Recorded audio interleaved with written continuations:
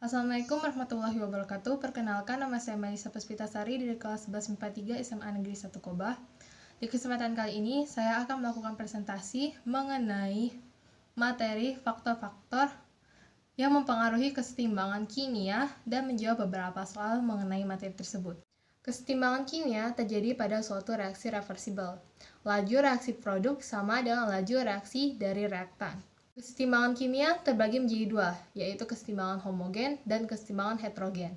Kesetimbangan homogen terjadi ketika tidak ada perubahan massa dari reaktan maupun produk.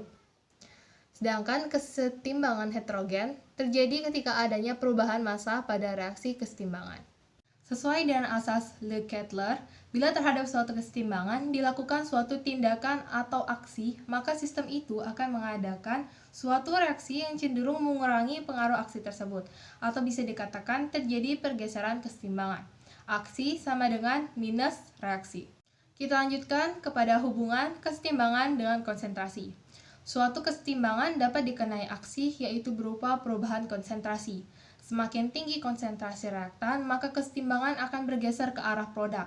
Begitu juga sebaliknya, semakin tinggi konsentrasi produk, kesetimbangan akan bergeser ke arah reaktan. Contoh faktor konsentrasi adalah asam yang merusak stalaktit itu berasal dari proses alami, yaitu gas CO2 berikatan dengan H2O menghasilkan H2CO3 atau asam karbonat. Asam karbonat ini dapat melarutkan batu kapur sesuai reaksi kesetimbangan. H2CO3 ditambah CaCO3 menghasilkan Ca2+ ditambah 2HCO3-. Lalu, hubungan antara tekanan atau volume dengan kesetimbangan. Dalam suatu kesetimbangan dapat dikenai aksi, yaitu perubahan tekanan atau volume. Ketika tekanan diperbesar atau volume diperkecil, maka kesetimbangan akan bergeser ke arah komponen yang jumlah molnya lebih kecil. Baliknya, jika tekanan diperkecil atau volume diperbesar, maka kesetimbangan akan bergeser ke arah komponen yang jumlah molnya lebih besar. Dengan catatan, jumlah mol dapat dilihat dari koefisien masing-masing komponen. Contoh dari faktor tekanan adalah pada darah terjadi proses kesetimbangan antara konsentrasi oksigen dan konsentrasi HbO2. Oksigen akan mengikat hemoglobin di dalam paru-paru membentuk HbO2, kemudian menuju jantung dan dipompa ke seluruh tubuh. Jika tekanan udara lebih rendah daripada tekanan udara di tempat yang biasa kita tempati, maka kesetimbangan akan bergeser ke kiri. Hal ini menyebabkan konsentrasi HbO2 menurun. Akibatnya, suplai energi juga akan berkurang. Energi yang berkurang inilah yang nantinya akan membuat kita cepat lelah. Kita lanjutkan lagi ke hubungan antara suhu dengan kesetimbangan. Kesetimbangan dapat dikenai aksi, yaitu perubahan suhu. Ketika suhu meningkat atau dinaikkan, maka kesetimbangan akan bergeser ke arah endoterm. Dan jika suhu diturunkan, kesetimbangan akan bergeser ke arah eksoterm. Contoh, cairan H2O berubah menjadi gas H2O. Air yang berada dalam panci akan berubah fase dari cair menjadi gas apabila dikenai suhu. Ini disebut proses penguapan, dan reaksinya termasuk reaksi endoterm dengan delta H sama dengan plus 44 kJ. Reaksi endoterm terjadi karena kalor diserap oleh sistem. Apabila suhu naik, kesetimbangan bergeser ke arah endoterm atau ke kanan. Uap air yang terperangkap pada tutup panci akan semakin banyak. Kemudian, apabila suhu turun, kesetimbangan akan bergeser ke arah eksoterm atau ke kiri. Uap air yang terbentuk akan kembali lagi menjadi air. Proses inilah yang kita sebut sebagai proses pengembunan atau kondensasi. Kemudian, kita masuk ke latihan soal. Soal yang pertama. Dalam plasma darah terdapat larutan penyangga yang terdiri dari H2CO3 dan ion HCO3-. Campuran ini berfungsi menjaga pH darah tetap normal sebesar 7,4. Perbandingan antara konsentrasi H2CO3 dan HCO3- dalam darah selalu konstan. Hal ini terjadi karena terjadinya kesetimbangan laju produksi CO oleh reaksi oksidasi dalam sel dengan laju hilangnya CO2 oleh pernafasan. Berikut reaksi kesetimbangan penyangga dalam darah. CO2 direaksikan dengan H2O menghasilkan H2CO3. H2CO3 akan berubah menjadi HCO3- ditambah H+.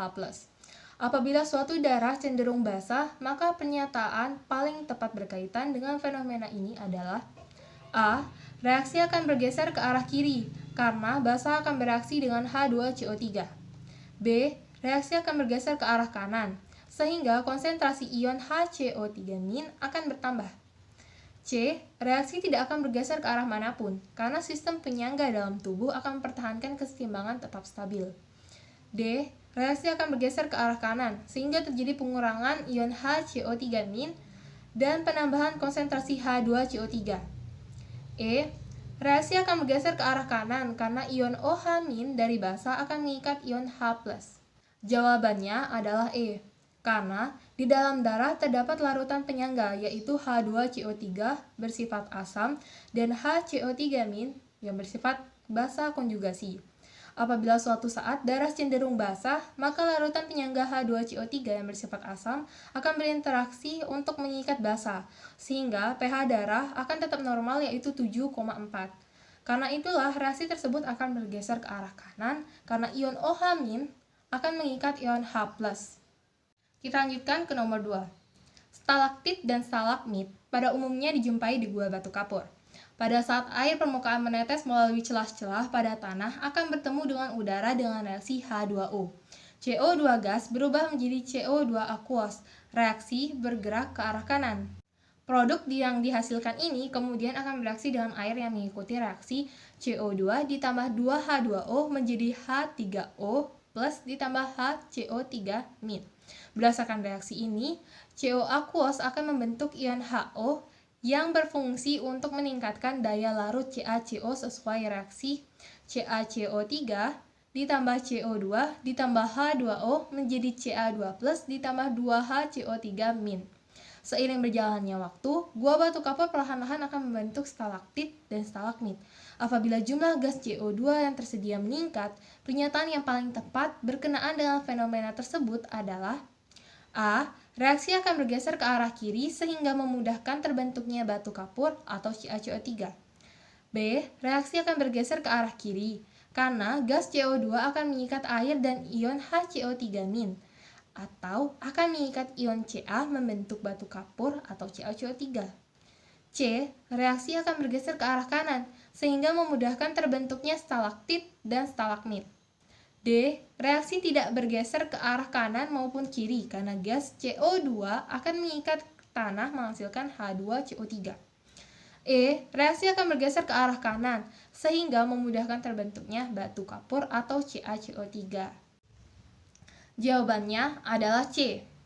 Apabila jumlah gas CO2 yang tersedia meningkat, maka reaksi akan bergeser ke kanan. Hal ini disebabkan karena semakin tinggi konsentrasi reaktan, maka kesetimbangan akan bergeser ke arah produk. Saat gas CO2 bergeser ke arah kanan, maka jumlah asam karbonat atau H2CO3 semakin tinggi dan meningkatkan daya larut CaCO3. Sebagai hasilnya, maka akan semakin banyak batu kapur yang terbentuk. Untaian tetesan beku dari CaCO3 disebut stalaktit, sedangkan bentuk paku dari CaCO3 disebut stalagmit. Itulah yang dapat saya sampaikan mengenai materi faktor-faktor yang mempengaruhi pergeseran kesetimbangan kimia. Terima kasih atas waktunya. Saya akhiri. Wassalamualaikum warahmatullahi wabarakatuh.